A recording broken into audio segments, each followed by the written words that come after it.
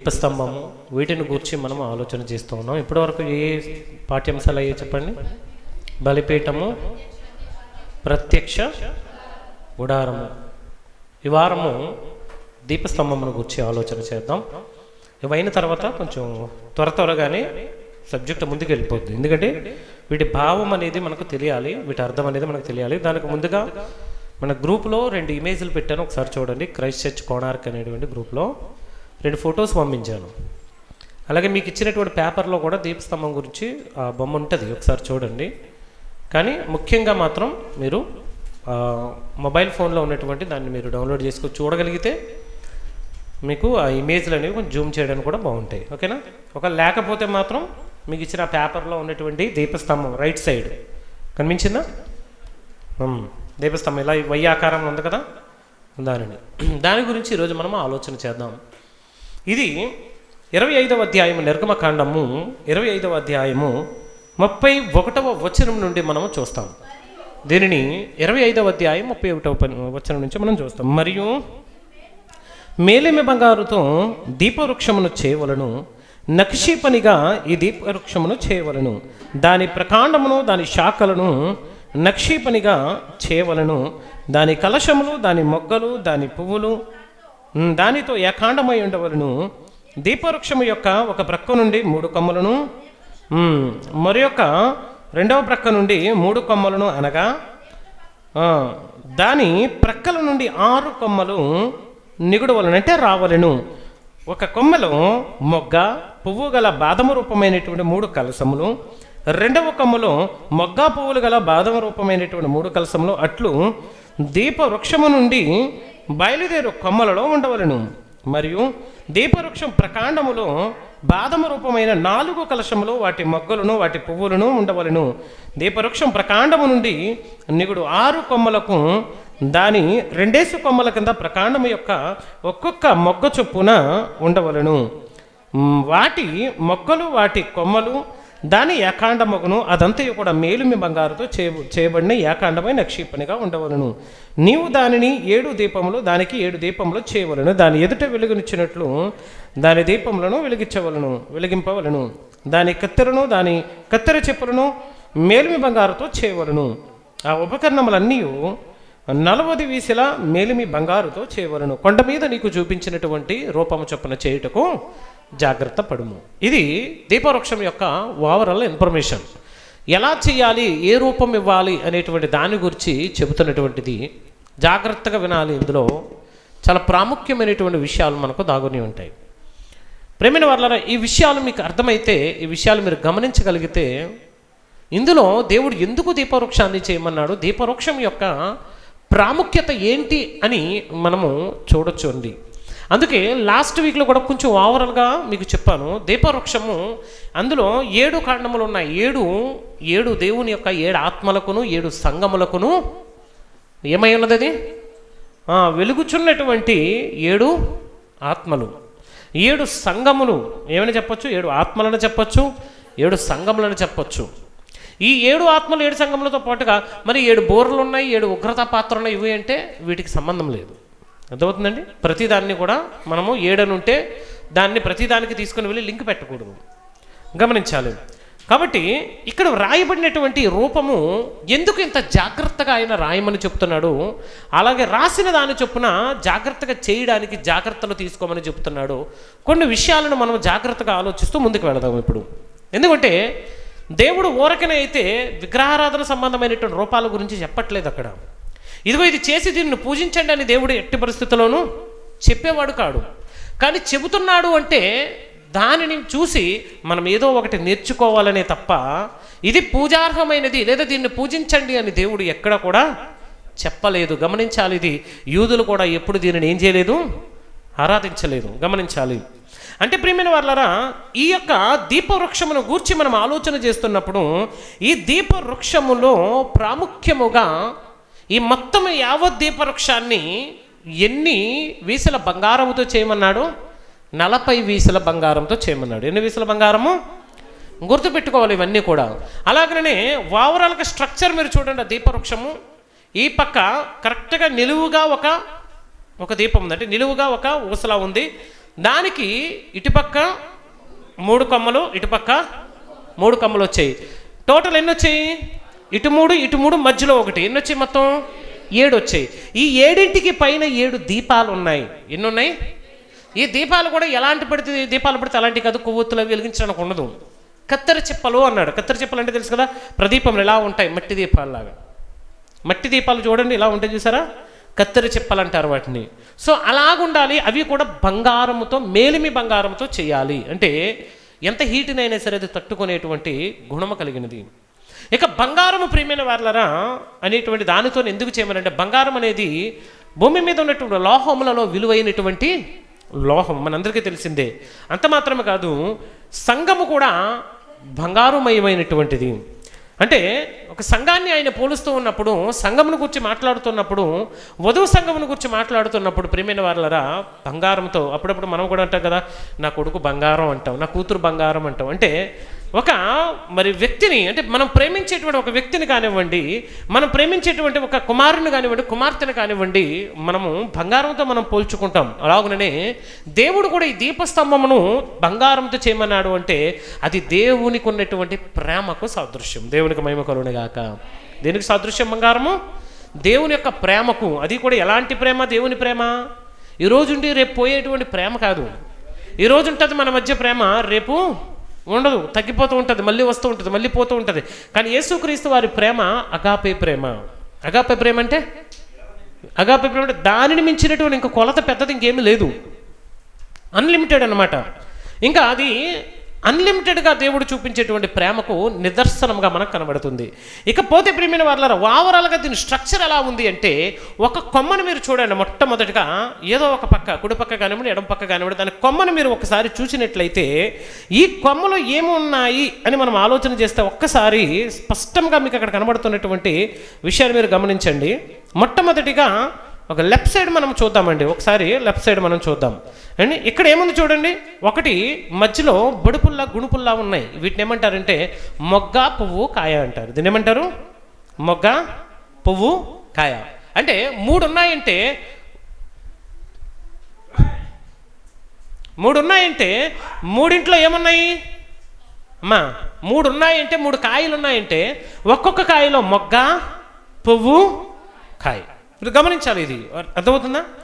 మీరు ఇది అర్థం చేసుకోవడానికి ట్రై చేయండి. అంటే ఒక పక్క ఒక కాండంలో ఎన్ని ఉన్నాయి? 3 మొగ్గలు, 3 పువ్వులు, 3 కాయలు వచ్చేస్తాయి. అంటే ఒక కాయలోనే కాయ ఉంది, పువ్వు ఉంది, మొగ్గ ఉంది. కాయ ఉంది, పువ్వు ఉంది, మొగ్గ కూడా ఉంది. అంటే ఒక దాంట్లోనే 3 భాగములు మనకు కనబడుతున్నాయి. ఎన్ని భాగాలు కనబడుతున్నాయి? ఒక దానిలోనే 3 భాగములు. అలా ఒక్కొక్క కాండంలో ఎన్ని మొగ్గలు, ఎన్ని పువ్వులు, ఎన్ని కాయలు ఉన్నాయి? ఒక మాటలో చెప్పాలంటే 3 3లు 9 ఉన్నాయి. ఎన్ని ఉన్నాయి? 3 కాయలు కనబడుతున్నాయి కదా, ఆ కాయలకి 3 మొగ్గలు, మళ్ళీ 3 పువ్వులు. అంటే 3 కాయలు, 3 మొగ్గలు, 3 పువ్వులు ఒక కాండానికి, అంటే ఒక కొమ్మకి. ఇలా ఎన్ని కొమ్మలు ఉన్నాయి? మొత్తముగా 6 కొమ్మలు. కొమ్మలు ఎన్ని ఉన్నాయి? 6 కొమ్మలు. అంటే 6 కొమ్మలకి ఎన్ని కాయలు వచ్చాయి? ఇప్పుడు మొత్తం కాయలు ఎన్ని వచ్చాయి? 6 కొమ్మలకి 6 3 18. అంతే కదా? అంతేనా? 6 3 18. అంటే 18 కాయలు. మధ్యలో ఉన్నటువంటి కాయలు కూడా మీరు ఒకసారి చూడండి. మధ్యలో ఉన్నటువంటి కాయలు 4 ఉన్నాయి. ఎన్ని ఉన్నాయి? 4. 3 కాదు, గమనించండి. మధ్యలో ఎన్ని ఉన్నాయి? 4 ఉన్నాయి. కింద ఒకటి. అంటే ప్రతి కాండము కలుస్తున్నటువంటి చోట ఒకటి కనబడుతుంది. కనబడుతుందా? 2 కాండాలు, అంటే 2 కొమ్మలు కలుస్తున్నటువంటి చోట ఒక కాయ, కొమ్మలు కలుస్తున్న చోట ఒక కాయ, కొమ్మలు కలుస్తున్న చోట ఒక కాయ. అలాగే పైన సెపరేట్గా ఒకటి ఉంది, ఒక కాయ, ఒక పువ్వు, ఒక మొగ్గ. ఇలా మధ్యలో 4, సైడ్లో ఉన్న వాటికి 3 వేసి, అంటే 6 3 18, మధ్యలో ఉన్నట్లకి 4, మొత్తం ఎన్నయ్యి? 22. గమనించాలి, 22.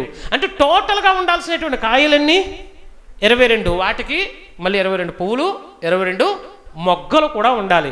ఇది ఓవరాల్గా దీపవృక్షం యొక్క మరి స్ట్రక్చర్. ఇదంతా కూడా ఒకే కాండానికి అటాచ్ అయ్యి ఉండాలన్నాడు. ఎన్ని కాండాలకి? ఒకే కాండానికి అటాచ్ అయ్యి ఉండాలి. పాయింట్లు మీరు రాసుకుంటే చాలా బాగుంటుంది. ఇది మీరు ఎందుకు రాసుకోవట్లేదు నాకు అర్థం కావట్లేదో, లేకపోతే ఇది ఎలా డిస్క్రైబ్ చేయాలో మీకు అర్థం కావట్లేదు, నాకు అర్థం కాదు. అంటే మొగ్గ, కాయ, పువ్వు ఒక్కొక్క కొమ్మకి 3 వేసి చొప్పున 3 3 9. ఎన్ని ఉన్నాయి? 3 3 9. 6 9 చెప్పాలి. 6 9 54 అంతేనా?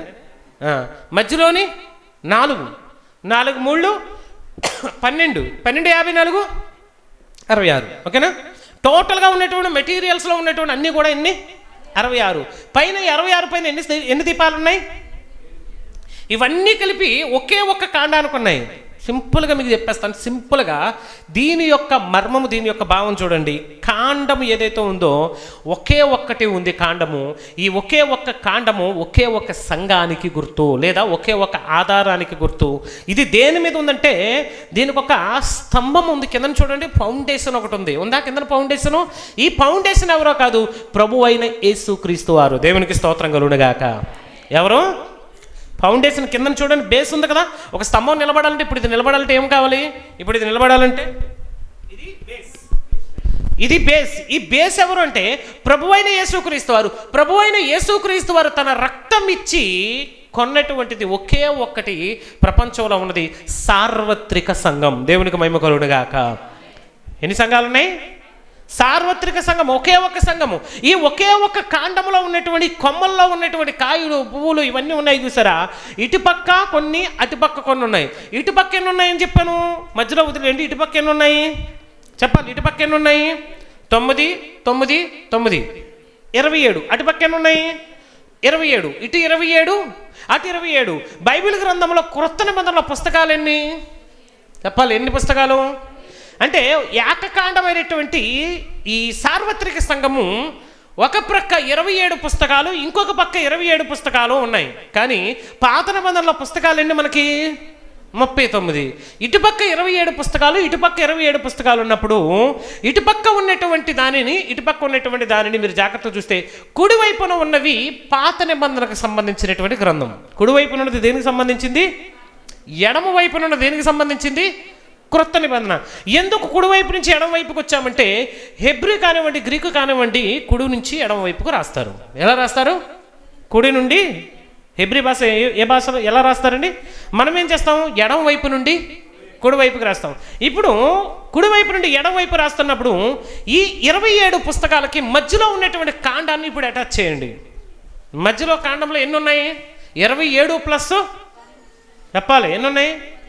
12. మొత్తం ఎంత? 39. ఎగ్జాక్ట్గా 39 పుస్తకాలు వచ్చిందా? 39 పుస్తకాలు వచ్చింది కదా. ఇటు సైడ్ ఇంకా ఎన్ని మిగిలాయి? 27 పుస్తకాలు. మొత్తం కలిపితే ఇందాక ఎన్ని మెటీరియల్స్ అని చెప్పుకున్నాం? 66 మెటీరియల్స్. అంటే కుడివైపున ఉన్నటువంటివి ప్లస్ ప్రకాండముతో పాటుగా 39 పుస్తకాలు, ఎడవైపున ఉన్నటువంటివి ప్రకాండంలో లేకుండా అవి 26 పుస్తకాలు. అంటే క్రొత్త నిబంధన, పాత నిబంధన. అంటే వాక్యము ఏమై ఉన్నది? వెలిగిచ్చు దీపము. వాక్యం ఏమై ఉన్నది? వెలిగిచ్చు దీపము. ఆ వాక్యం ఏంటి అంటే ఈరోజు మన చేతుల్లో ఉన్నటువంటి దైవ గ్రంథం. దేవునికి స్తోత్రం కలుగునుగాక. ఏం గ్రంథం ఇది? వెలిగించేటువంటి దైవ గ్రంథం. ఈ దైవ గ్రంథంలో ప్రియమైన వారలారా, ఈ యొక్క బైబిల్ గ్రంథంలో క్రొత్త నిబంధనలో 26 27 పుస్తకాలు, పాత నిబంధనలో 39 పుస్తకాలు. ఎగ్జాక్ట్గా ఈ 66 పుస్తకాలు ఒకే ఒక్క సంఘానికి ఇచ్చినటువంటి పుస్తకాలు. అంటే యాకాండముగా పైన చూడండి 7 సంఘములు అంటే పరిపూర్ణతకు గుర్తు. 7 దేనికి గుర్తు? 7 దీపములు. అంటే ఏంటవి? ఇదిగో ప్రకటన గ్రంథంలో 1-2 అధ్యాయాల్లో సంఘములను గురించి మాట్లాడుతూ 7 సంఘములకు ఇలాగూ రాయము అంటాడు. ఎన్నింటికి రాయాలి? 7 సంఘములను గూర్చి ఇలాగూ రాయము. ప్రతి సంఘమునకు కూడా ఒక లక్షణం ఉంది, ఒక క్వాలిటీ ఉంది. అది బ్యాడ్ క్వాలిటీ కావచ్చు, గుడ్ క్వాలిటీ కావచ్చు. అక్కడ రాయబడినటువంటి క్వాలిటీస్ని మీరు జాగ్రత్తగా మీరు చూసినట్లయితే ప్రియమైన వారలారా, చూడండి, అల్ఫాయు ఒమేగయు నేనే, వర్తమాన భూత భవిష్యత్ కాలంలో ఉండువాడును నేనే అని సర్వాధికారియు ప్రభు అయినటువంటి యేసుక్రీస్తు వారు ఆయన చెబుతున్నటువంటి మాట. అక్కడ ఆయన చెబుతున్నటువంటి మాటలు మీరు చూస్తే 2వ అధ్యాయంలోకి వచ్చేసరికి ఎఫెసులో ఉన్నటువంటి సంఘము దూతకు ఇలాగూ రాయము. 19 నుంచి చదువుదాం. 1:19. కాగా నీవు చూచిన వాటిని, ఉన్న వాటిని నీ వెంట కలగబోవాడు. అమ్మ, ప్రకటన గ్రంథం 1వ అధ్యాయం 19వ వచనం. ఎక్కడ తిరుగుతున్నారు మీరు? నీవు చూచిన వాటిని, ఉన్న వాటిని, వీటి వెంట కలగబోవు వాటిని అనగా నా కుడి చేతిలో నీవు చూచిన 7 నక్షత్రములను గూర్చిన మర్మమును, 7 సువర్ణ దీప స్తంభముల సంగతియును రాయము. ఆ 7 నక్షత్రములు 7 సంఘములకు దూతలు. ఆ 7 స్తంభములు 7 ఏమై ఉన్నాయి? 7 స్తంభాలు ఇప్పుడు ఏమై ఉన్నాయి? ఆ స్తంభాల మీద ఏం వెలుగుతున్నాయి? దీపములు వెలుగుతున్నాయి. అవి కూడా ఎటువైపు వెలుగుతున్నాయో దీపములు? మీరు అక్కడ సందర్భాన్ని చూస్తే ఆ దీపము ప్రత్యక్ష గుడారములో ఉండాలి. అది కూడా మందస్సము వైపుగా అది వెలగాలి. గోడ వైపుగా అది వెలగకూడదు. గోడ వైపుగా వెళ్ళకూడదు, ఇటు సైడ్ ఉండాలి.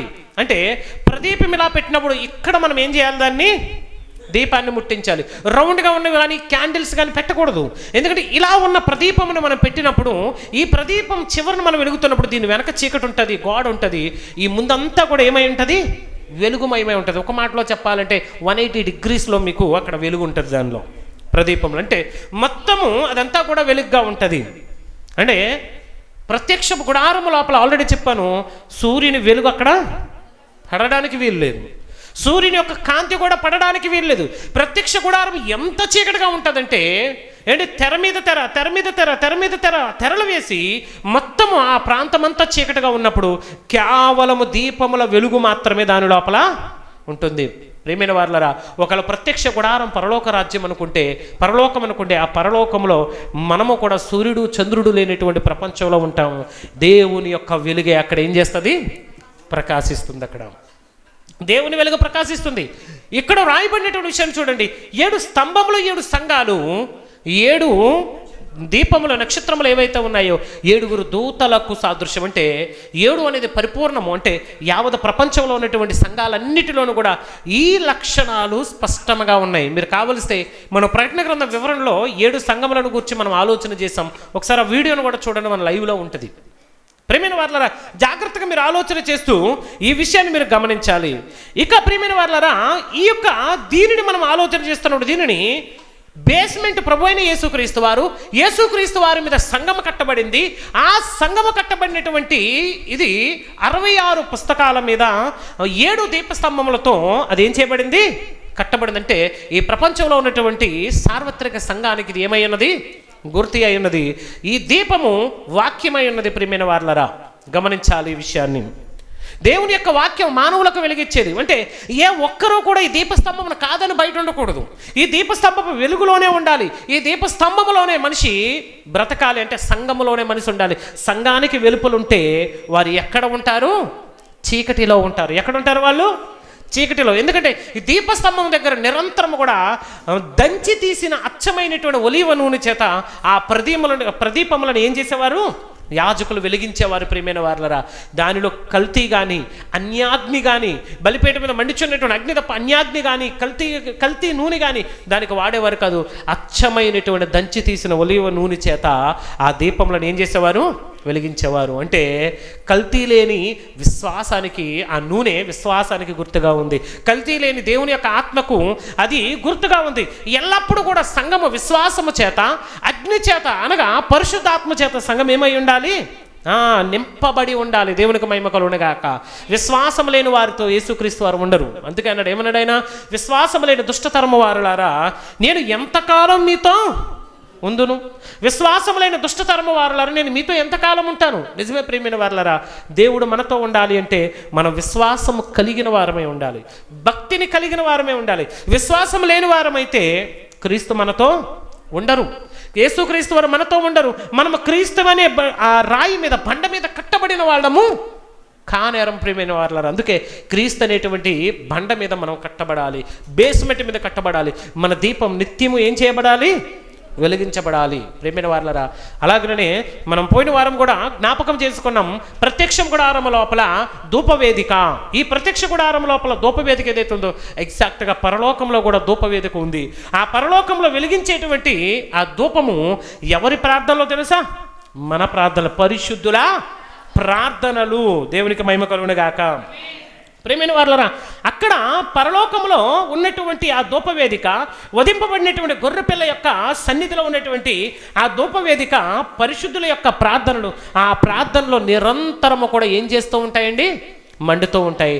దేవుని యొక్క దూత బలిపీఠ మీద నుంచి నిప్పులను తీసుకొని ఆ ప్రార్థనలతో పాటుగా దాన్ని తీసుకొని వెళ్ళి దేవుని సన్నిధిలో దాన్ని ఏం చేస్తారండి?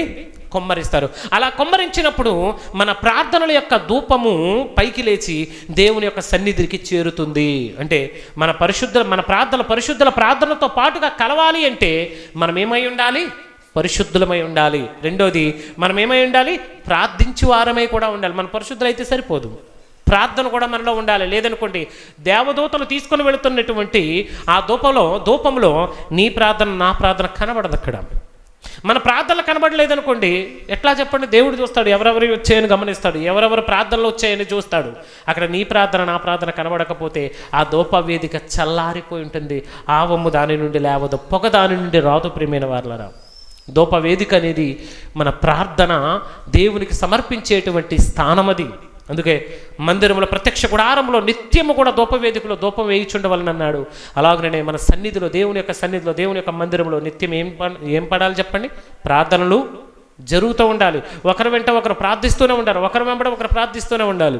అండి ప్రతిరోజు కొంత సమయాన్ని పెట్టుకున్నాం అనుకోండి, ఒక సమయాన్ని పెట్టుకున్నాం అనుకోండి, నిరంతరం ఈ సన్నిధిలో దేవుని యొక్క ప్రార్థన జరుగుతుందని చెప్పండి. అండి సపోజ్ నేను ఉదయం 6 గంటలకు వచ్చి ప్రార్థన చేస్తానని ఒకరు అనుకున్నారు అనుకోండి, ఇంకొకరు నేను 7 గంటల నుంచి 8కి చేస్తానని అనుకున్నారు అనుకోండి, ఇంకొకరు 8 నుంచి 9కి చేస్తానని అనుకున్నారు అనుకోండి. అలా మొత్తం ఉన్న వాళ్ళందరూ కూడా ఒక గంట సేపు ప్రార్థన చేద్దామని అనుకున్నారు అనుకోండి. ఈ యొక్క దేవుని యొక్క మందిరంలో నిరంతరం ఏముండుతో చెప్పండి? ఇప్పుడు దీపము పొగలేస్తూ ఉంటుంది. ప్రియమైన వారలారా, మన ప్రార్థనలు పొగవలలేస్తూ ఉంటాయి. అది మన సంఘానికి మేలు కాదంటారా? అది మన సంఘమునకు ఆశీర్వాదం కాదంటారు? గంట సేపు ప్రార్థన అంటే పెద్ద ఎక్కువ అండి? గంట సేపు ప్రార్థన అంటే పెద్ద ఎక్కువ అంటారా చెప్పండి? చాలా తక్కువ. ఇలా సీరియల్ దగ్గర కూర్చుంటే అరగంట తినేస్తుంది అది, అంతే కదండి. 2 సీరియల్ చూసేసరికి అరగంట అయిపోద్ది మనకి. అంటే ఒక గంట సేపు దేవుని సన్నిధిలో అట్లీస్ట్ ఒక అరగంట అందరూ సర్దుకున్నా కనీసం లేదన్నా 48 మంది ఉంటే 24 అవర్స్ ప్రార్థన ధూపం లేస్తారు. దేవునికి మహిమ కలుగును గాక. ప్రేయర్ టవర్స్ అని ఎప్పుడైనా విన్నారా? మన చిన్నప్పుడు ఎక్కువగా మరి ప్రేయర్ టవర్స్కి సంబంధించినటువంటి పాల్ దినకర్ గారికి సంబంధించినటువంటి కొన్ని సంచికలు అంటే పుస్తకాలను మేము చూసేవాళ్ళం. ప్రేయర్ టవర్స్ వాళ్ళు 24 అవర్స్ ఎప్పుడు కూడా ప్రార్థన చేస్తుంటారు. మన ప్రార్థన అవసరత వారికి తెలియజేస్తే వాళ్ళు మన కోసం ప్రార్థన చేస్తూ ఉంటారు. ఇప్పుడు మనం వాళ్ళ దగ్గరికి వెళ్ళి చూడలేదు, బట్ చూసిన వాళ్ళు చాలామంది ఉన్నారు. ప్రార్థన జరుగుతూనే ఉంటుంది. అక్కడ ఉన్నటువంటి వాళ్ళ సంఘస్థుల్లో ప్రతి వారికి ఒక టైం టేబుల్ ఉంటుంది. వాళ్ళు వచ్చి ఆ సమయంలో ఏవైతే ప్రార్థన అవసరతలు అక్కడికి వచ్చాయో ఆ ప్రార్థన అవసరతల గురించి వారు ప్రార్థన చేసి వెళ్తారు. అలా 24 గంటలు కూడా అక్కడ ఏం జరుగుతుందండి? ప్రార్థన జరుగుతూనే ఉంటుంది. దాన్ని కూడా ఎక్కిరించి వెటకారం చేసిన వాళ్ళు చాలామంది ఉన్నారు. తప్పది. ప్రార్థన పరిస్థితులను మారుస్తుంది. అనేక మంది ఆ ప్రార్థన వలన, అంటే వాళ్ళు చేసే ప్రార్థనేనా అని కాదు, ఇక్కడ ప్రార్థన వలన నేను చెప్పేది ఏంటి? ప్రార్థన వలన అనేక మంది వారి జీవితాలను మార్చుకున్నారు. ప్రార్థన వలన మీ పరిస్థితులు మారుతాయి. అందుకని ప్రార్థించమని చెప్తున్నారు. ఇకపోతే ప్రియమైన వారలారా, ఈ 40 వీసుల బంగారముతో ఈ దీపస్తంభమును చేయమని అన్నారు కదా. ఈ 40 వీసుల బంగారము 40 మంది ప్రవక్తలకు గుర్తు. దేనికి గుర్తు అయి ఉన్నది ఇది? 40 మంది ప్రవక్తలు. అంటే 40 మంది ప్రవక్తలు 66 పుస్తకాలు ప్రపంచంలో ఉన్నటువంటి సార్వత్రిక సంఘము కొరకు రాశారు. ఇదిగో ఈ సార్వత్రిక సంఘం ప్రభువైన యేసుక్రీస్తు వారి మీద కట్టబడి ఉంది. ఈ దీపము నిత్యము కూడా ఏం చేయబడి ఉన్నది చెప్పండి? వెలుగుచూ ఉండాలి. ప్రదీపంలో అచ్చమైనటువంటి ఒలీవ నూనె, దంచి తీసిన ఒలీవ నూనె, అచ్చమైనటువంటి నూనెను మీరు ఏం చేయాలి? ప్రతిరోజు అందులో పోస్తూ ఉండాలి. ఒకవేళ ఇక్కడ అదే విధంగా ఒక దీపం వెలిగించేమనుకోండి, ఉదాహరణకి మీరు ఏం చేస్తారు చెప్పండి? దీపం ఆరిపోకుండా చూస్తారా లేదా? భౌతికమైన దీపం గురించి చెప్తున్నా. చూస్తారంటారా లేదంటారా చెప్పండి? ఖచ్చితంగా చూస్తారు. మీ సమయంలో వచ్చి ఏం చేస్తారు? దీపం మారిపోకుండా ఖచ్చితంగా నూనె వేసి వెళ్తారు. ప్రార్థన భౌతికమైనటువంటి దీపం కంటే చాలా బలమైంది. ఇప్పుడు భౌతికమైన దీపాలు మనకు అవసరం లేదు, భౌతికమైనటువంటి బలిపీఠాలు మనకు అవసరం లేదు. ఇప్పుడు అంతా కూడా విశ్వాసమును బట్టి కృప వలన, రాత్రి మనం విన్నాం కదా, విశ్వాసము ద్వారా కృప వలనే మనం ఏం చేసాము? వాగ్దానానికి వారసులమయ్యాం. మన గొప్పతనం కాదది, మన యొక్క ఔన్నత్యం కాదది. ఏంటి? అబ్రహాము తను పోయే ప్రతి చోట కూడా ఏం చేసేవాడు? ఏంటి? బలిపీఠమును కట్టి దేవుణ్ణి మహింపరిచేవాడు. ఎందుకు? బలిపీఠము ప్రియమైన వారలరా తనను తాను సరెండర్ చేసుకోవడం. బలిపీఠం అంటే తనను తాను సరెండర్ అవ్వడం. ఒక జంతువును ఖండించినప్పుడు ముక్కలుగా కోసి దాని క్రొవ్వును, ఆంత్రములను, కాళ్లను, చేతులను, తోకను, తలను వేరు చేయడం అంటే చాలా రకాలైనటువంటి అర్థాలు ఉన్నాయి. భవిష్యత్తులో మనకు రాబోతున్నటువంటి పాఠ్యాంశాలను మనం వినబోతున్నాం, బలుల్లో ఉన్నటువంటి ఆంతర్యం. కానీ దీనిని జాగ్రత్తగా మీరు ఆలోచన చేయండి ప్రియమైన వారలారా. ఇకపోతే ఫైనల్గా మనకు మిగిలింది మందసం ఉంది. ఏముందండి ఇది? మందసము అనేటువంటి దానిని మీరు చూసినప్పుడు ఆ ముందు అధ్యాయంలో మీకు కనబడుతుంది. మందసములో 2 రాతి పలకలు ఉంచబడతాయి. మందసము దేనితో చేయాలి?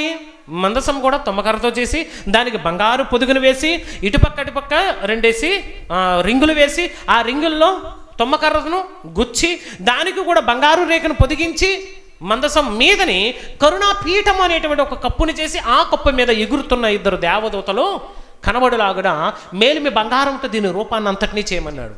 ప్రేమైన వారలారా, ఎగురుతున్న దేవదూతలు అంటే కింద లోపల ఏమున్నాయి? వాక్యం ఉంది, మన్నా ఉంది. మన్నా అన్నా, రాతి పలకలనినా, చిగురించిన అహరోను కర్ర అనినా, రక్తము, ఈ 4 భాగాలు ఉంటాయి. రక్తం అనినా, ఇవన్నీ దేనికి గుర్తయి ఉన్నాయి? మన్నా జీవాహారమునకు గుర్తు. మన్నా దేనికి గుర్తు? రక్తము ప్రభు అయిన యేసుక్రీస్తు వారిది. అండి దేని గుర్తుది? మనుషులకు జీవాన్ని ఇచ్చేది, పాపముని తీసివేసేది. చిగురించినటువంటి అహరోన కర్ర అంటే మనిషి ఎప్పుడైతే మరి నిరాశలోనికి, నిస్పృహంలోనికి వెళ్ళిపోతాడో, ఆ నిరాశలోనికి వెళ్ళిపోయినటువంటి మానవుణ్ణి ప్రభు అయిన యేసుక్రీస్తు వారు విమోచనం వైపు మరలా చిగురింపజేసేటువంటి దానికి, బ్రతుకుకి సూచన అన్నది. ఇక 2 రాతి పలకలు వాక్యమును గుర్తు. వాక్యం అనగా ప్రభు అయిన యేసుక్రీస్తు వారు. ఇప్పుడు ప్రభు అయిన యేసుక్రీస్తు వారి యొక్క పైన ఎవరు ఎగురుతున్నారు? ఇప్పుడు పరిశుద్ధుడు, పరిశుద్ధుడు, పరిశుద్ధుడని దివారాత్రము మానక స్తుతించుచున్నటువంటి కోటాను కోట్ల దేవదూతలు ఎగురుచూ ఉన్నారు. అలా ఎగురుచున్నటువంటి దేవదూతల యొక్క ముఖము నిరంతరము కూడా ఆ లోపల ఉన్నటువంటి భాగముల వైపు, ఆ వాక్యం వైపు చూస్తున్నట్లుగా ఆ యొక్క బొమ్మలు మనకు ఉంటాయి. అంటే ఆ యొక్క దేవదూతల యొక్క రూపములు మనకు అక్కడ కనబడతాయి. ప్రియమైన వారలారా, అంటే పరలోకములో నిరంతరం ఎలాగైతే దేవుడు స్తుతి పొందుతున్నాడో అలాగుననే నేను మీతో పాటుగా ఉండి, మీతో పాటుగా నివసించి, మీ మధ్యన నివసించి, మీతో పాటుగా నేను ఉండాలనుకుంటున్నానని దేవుడు తన యొక్క మరి మనస్సును ఆయన ఏం చేయాలనుకున్నాడు? తెలియచేయాలనుకున్నాడు. అలా తెలియచేయడానికి సాదృశ్యంగా ఆ యొక్క మందసము అనబడినటువంటి పెట్టెను ఇశ్రాయేలుల చేత చేయించాడు. ఇక రొట్టెల బల్లను గురించి మనం చూసినట్లయితే, రొట్టె దేనికి సాదృశ్యం? ప్రభు అయిన యేసుక్రీస్తు వారికి సాదృశ్యమై ఉన్నది. ఆయన శరీరమునకు సాదృశ్యమై ఉన్నది. ఆ రొట్టెను మనం చూసినప్పుడు ప్రియమైన వారలారా, ప్రతిరోజు కూడా అంటే సంగముగా కూడుకొనినప్పుడల్లా, ఇదిగో మీకు వీలు కలిగినప్పుడల్లా ఆ రొట్టెను అనగా ప్రభు అయిన యేసుక్రీస్తు వారి యొక్క దేహమును మనం ఏం చేసుకోవాలి? జ్ఞాపకం చేసుకోవాలి. అనగా తినాలి, జ్ఞాపకం చేసుకోవాలి. అందుకే ఈ రొట్టెను మనం దేవుని ప్రార్థించే, ప్రభువా యేసయ్య నిన్ను మరలా మేము జ్ఞాపకం చేసుకుంటున్నాం. ఈ రొట్టె నీ శరీరమునకు సాదృశ్యము. ఇదిగో విరవబడినటువంటి మీ యొక్క శరీరము, నలగొట్టబడినటువంటి శరీరమునకు ఇది గుర్తుగా ఉన్నదని మనం ఎలాగైతే రొట్టెను చూడగానే ప్రభు అయిన యేసుక్రీస్తు వారు గుర్తొస్తున్నారో, భవిష్యత్తులో జరగబోయేటువంటి క్రీస్తు బలియాగానికి రక్తమును, రొట్టెను గుర్తుగా మనకు అక్కడ కనబడుతూ ఉన్నాయి. ఇలా ప్రత్యక్షము గుడారము లోపల మనకు కనబడుతుంది. ఇకపోతే బయట ఆవరణానికి, లోపల ఆవరణానికి బయట ఒకటి ఉంటుంది. అలాగే లోపల ఆవరణానికి అంటే పరిశుద్ధ స్థలానికి, అతి పరిశుద్ధ స్థలానికి మధ్య ఏముంటుంది? ఒక కర్టెన్ ఉంటుంది, ఒక క్లాత్ ఉంటుంది, ఒక లావుపాటి క్లాత్ ఉంటుంది. అందులోనికి ఏటేటా ప్రధాన యాజకుడు మాత్రమే వెళ్ళాలి. మరి ఎవ్వరు కూడా అట్లీస్ట్ రెప్పపాటు అయినా సరే దాన్ని చూడడానికి ఏం చేయకూడదు? ప్రవేశించకూడదు. అలా చూడాలనుకున్న వాడిని రాళ్లతో కొట్టి చంపాలి. ఎందుకంటే అంత పరిశుద్ధమైనది. దేవుడు అనుకుంటున్నాడు అంటే ఆ పరిశుద్ధమైనటువంటి స్థలానికి, ఆయనటువంటి లోకానికి మనం వెళ్ళాలి అంటే, మనం చేరుకోవాలి అంటే మనలో ఏముండాలి? పరిశుద్ధత ఉండాలి. మనలో ఏముండాలి? పవిత్రత ఉండాలి. మన బ్రతుకులో పరిశుద్ధత ఉండాలి. మన జీవితంలో పవిత్రత ఉండాలి. ఆ పరిశుద్ధత, ఆ పవిత్రత నిరంతరము కూడా మనము దేవునితో పాటు జీవించడానికి ఒక బాటను వేస్తుంది. దేవునికి స్తోత్రం కలుగునుగాక. మనం ఎప్పుడూ కూడా ఆయన పరిశుద్ధతలోనికి ఊరికి వెళ్ళిపోదాం. చాలామంది చూడండి, ఆన్లైన్లో చాలామంది కొన్ని ఫోన్ కాల్స్ కానివ్వండి, యూట్యూబ్లో పెడుతూ ఉంటున్నారండి. ఇదిగో పరలోకానికి టికెట్లు అమ్ముతున్నారు కొంతమంది. దేనికి అమ్ముతున్నారు? పరలోకానికి టికెట్లు. ఓ అమ్మ ఫోన్ చేసి అడుగుతుంది, అయ్యగారు నేను ప్రార్థన రావట్లేదు వారం, మరి ఏం చేయమంటారంటే, ఏమి లేదమ్మా పరలోకానికి టికెట్ కొనుక్కో, ధర 15,000, డైరెక్ట్గా నేను ఎక్కడ తీసుకెళ్ళిపోతుంది? పరలోకం ద్వారం దగ్గర తీసుకెళ్ళిపోతే అక్కడి నుంచి నీ ఇష్టం. ఒకవేళ లేదంటే లోపలే మిమ్మల్ని డ్రాప్ చేయాలనుకుంటే మాత్రం 25,000 అవుతుంది. ఎంత అవుద్ది? 25,000 ఇస్తే ఒక టికెట్ ఇస్తాడు పాస్టర్ గారు. ఆయన ఎక్కడ తీసుకెళ్ళిపోతాడు? డైరెక్ట్ పరలోక ద్వారం లోపలికంటే. మళ్ళీ ఆ ద్వారం దగ్గర ఎవరుంటారు? పేతురు గారు తాళం చేట్టుకుంటారు. మరి పేతురు గారు 10,000 లంచం ఇవ్వాలి, 25,000 ఇచ్చేవనుకో లోపలికి ఆయన ఏం చేస్తాడు? అంటే అర్థమై మాట్లాడుతున్నాడా? అర్థం కాక మాట్లాడుతున్నాడా? ఎంత నవ్వులు పాలు ఇలాంటి వీడియోస్ వలన, ఇలాంటి వాటి వలన ఎంత అవహేళన అవుతుంది క్రైస్తవ్యం ఈరోజు. ప్రియమైన వారలారా, నీవు పరిశుద్ధునిగా ఉండి ఏంటి పాపములను ఒప్పుకొని క్రీస్తు కొరకు నువ్వు జీవించగలిగితే నీ మరణం తర్వాత ఏ టికెట్ అవసరం లేదు. పాస్టర్ గారు మిమ్మల్ని పరలోకానికి తీసుకొని వెళ్ళలేరు. పరలోకానికి వెళ్ళేటువంటి మాటల్లో మాత్రం చెప్పగలడు. దేవునికి మహిమ కలుగును గాక. నీ భర్త నిన్ను పరలోకం తీసుకొని వెళ్ళలేడు, నీ భార్య నిన్ను పరలోకం తీసుకొని వెళ్ళలేదు, నీ తల్లిదండ్రులు నిన్ను పరలోకం తీసుకొని వెళ్ళలేరు. కానీ పరలోకానికి మార్గమైనటువంటి యేసయ్యను పరిచయం చేయగలరు. దేవునికి స్తోత్రం కలుగును గాక. ఈరోజు సంఘ సంఘము ద్వారా ప్రపంచానికి యేసుక్రీస్తు వారిని పరిచయం చేస్తూ ఉన్నాం. సంఘము ద్వారా ఈరోజు ప్రపంచానికి యేసయ్యను పరిచయం చేస్తూ ఉన్నాం. యేసయ్యలో నువ్వు పరిశుద్ధంగా నువ్వు జీవించగలిగితే ఆయన పేతురు గారు ఇక్కడ భూమి మీద ఉన్నటువంటి పరలోక రాజ్యానికి కీ. అందుకే ఫస్ట్ ప్రసంగం ఎవరు చేశారు? పేతురు చేశారు. ఫస్ట్ ప్రసంగంతో 3000 మందికి బాప్తీసం ఎవరిచ్చారు? పేతురు గారు. అంతే కదండి. అంటే పేతురు గారి ద్వారా సంఘం ప్రారంభం అవుతుంది అనడానికి సూచనగా ఇదిగో సంఘము నీ మీద కట్టుదును, తాళం కూడా నీకు ఇస్తున్నానండి. అంటే కీ అంటే ఎంట్రన్స్ అని అర్థం, ఎంట్రీ పాయింట్ అని అర్థం. ఎంట్రీ పాయింట్, ఎంటర్ అవ్వడానికి నువ్వు ఆధారం అవుతావు అని అర్థం అక్కడ. అంతేకాని పరలోకంలో ఉన్నటువంటి తాళపు చెవి పేతురు గారి దగ్గర ఉంటే మరి పరలోకం యొక్క తాళపు చెవులు నా చేతిలో ఉన్న ఏసీ అంటున్నాడు. ఇప్పుడు 2 తాళాలా? ఓ డూప్లికేట్, ఒకటి ఒరిజినలా? ఒకటి పరలోకానికి తాళము, రెండోది పరలోక రాజ్యానికి తాళం. పరలోక రాజ్యం అనగా సంఘం, పరలోకం అనగా దేవుడు ఉండేటువంటి లోకం. దేవునికి స్తోత్రం కలుగును గాక. ఈ రెండు ఒకటి కాదు, గమనించండి. మనము పరలోక రాజ్యంగా ఉండేటువంటి మనము మరణించిన తర్వాత లేదా క్రీస్తు రాకడలో ఆ రాజ్యానికి వెళతాం. ఈ రాజ్యము ఆ లోకానికి వెళతాం, అది పరలోకం. అక్కడ మనం ఉండబోతున్నాం, అక్కడ మనం జీవించబోతున్నాం. ప్రియమైన వారలారా, మీరు జాగ్రత్తగా ఆలోచన చేసి ఇదిగో ఈ మందసం యొక్క ప్రాముఖ్యత, దీపస్తంభం యొక్క ప్రాముఖ్యత, రొట్టెల బల్ల యొక్క ప్రాముఖ్యత, వీటన్నిటిని మీరు ఆలోచన చేసినప్పుడు తర్వాత మనం చూస్తే ప్రధాన యాజకుని యొక్క అభిషేకం గురించి మనం ప్రభు చిత్తమైతే వచ్చే వారం మాట్లాడుకుందాం. దేని గురించి? ప్రధాన యాజకుడు. మరి వీటన్నిటిలో కూడా ఏం చేయాలి? ఒక ప్రధాన యాజకుడు సేవ చేయడానికి ఉండాలి. ఈ ప్రధాన యాజకుడు ఎవరు? ఈ ప్రధాన యాజకుడు వేసుకోవాల్సిన వస్త్రాలు ఏంటి, ఏమేమి ధరించాలి, ఎక్కడెక్కడ ఏ కలర్స్ ఉండాలి, ఏ రంగులు ఉండాలి, ప్రతి దానిని కూడా వచ్చే వారం మనం నేర్చుకుందాం. ఈ వాక్యాలన్నీ కూడా మీరు ఏం చేయండి, ఇంటి దగ్గర చదువుకొని వస్తే మీకు నేను చెబుతున్నటువంటి మాటలు ఇంకా స్పష్టంగా అర్థమవుతాయి. గమనించాలి. వీటన్నిటికీ సంబంధించినటువంటి మరి మాటలు, మరి వచనాలు కానివ్వండి, ఇవన్నీ కూడా మీకు కింద ఇవ్వడం జరుగుతుంది. గమనించాలని ప్రేమపరంగా కోరుతున్నాం.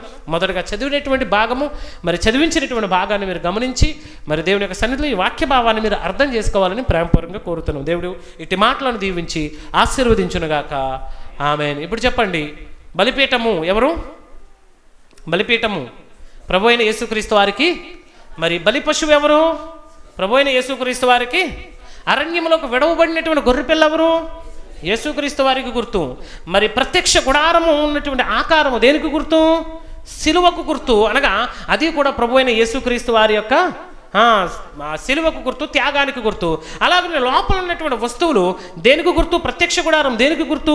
సంఘమునకు గుర్తు. సంఘములో ఒక వ్యక్తి సంఘములోనికి ప్రవేశించాలంటే మొట్టమొదటిగా ఏమవ్వాలి? బలవ్వాలి. ఏమవ్వాలి? బలవ్వాలి. అంటే తనను తాను బలై క్రీస్తు రక్తాన్ని మరి ఆశ్రయించినప్పుడు లోపలికి వెళ్ళగానే వాడికి ఏం కనబడుతుంది? శుద్ధ జలం కనబడుతుంది. శుద్ధ జలము చేత అతడు ఏం చేసుకోవాలి? తనను తాను కడుక్కోవాలి. కడుక్కున్న తర్వాత అతడు ఏం చేస్తాడు? రొట్టె ద్రాక్షారసమును, రైట్ సైడ్ ఉన్నటువంటి రొట్టె ద్రాక్షారసం అనగా ప్రభు అయిన యేసుక్రీస్తు వారి శరీరమును, ప్రభు అయిన యేసుక్రీస్తు వారి యొక్క రక్తమును అతడు భుజిస్తాడు. అలాగే మధ్యలో ఏం చేస్తాడు? ప్రార్థన అనేటువంటి ధూపమును ఏం చేస్తాడు? వేస్తాడు. లెఫ్ట్ సైడ్కి వచ్చేసరికి అది సంఘానికి సాదృశ్యమైనది. అంటే సంఘముతో అంటకట్టబడి ప్రతిదినం వెలిగించేటువంటి జ్యోతి వలె క్రైస్తవుడు ఉండాలి. ఆ తర్వాత ఇవన్నీ చేసిన తర్వాత అతి పరిశుద్ధ స్థలానికి మధ్యన, అతి పరిశుద్ధ స్థలం మధ్యన ఒక గోడ ఉంటుంది. ఈ గోడ కేవలము ఒక ప్రధాన యాజకుడు మాత్రం వెళ్ళాలి. కానీ ఆ గోడను, ఆ మధ్య గోడను, గోడ అంటే గోడ కాదు, కర్టెన్స్ అంటే ఒక క్లాత్ ఉంటుంది. ఏంటి? నిలువుగా ఒక పెద్ద క్లాత్ ఉండేది.